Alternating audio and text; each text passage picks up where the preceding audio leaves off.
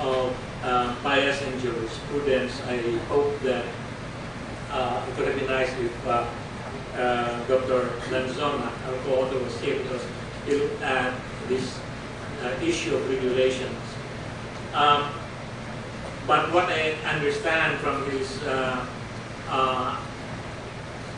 report is that bias in jurisprudence means that judges essentially tend to, or there's this doctrine or teaching that has been encountered in court cases that basically says, in case of doubt, okay, favor or decide in favor of the workers. That's what it meant. Then on this unemployment insurance initiative, I'm very glad that this is being tackled head on, and I would really support the idea of having a prospective evaluation design and then look at it as suggested by Ruel, because there are certain pluses and minuses, and I think we need to look at what's the actual impact. And for this, I volunteer my colleague, Dr. Orbeta, who's going to do the work, not me.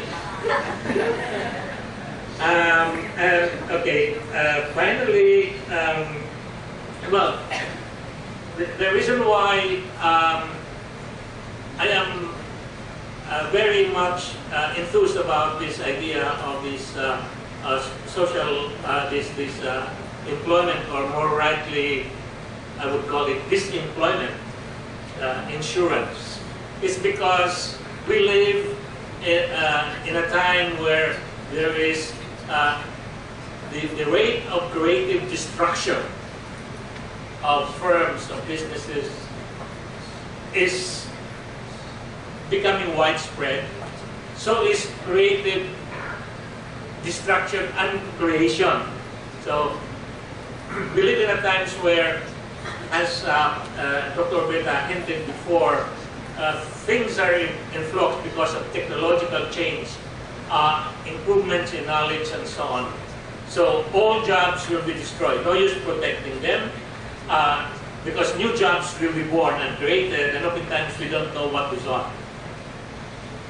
In that particular environment, I think we need to look at beyond the so-called separation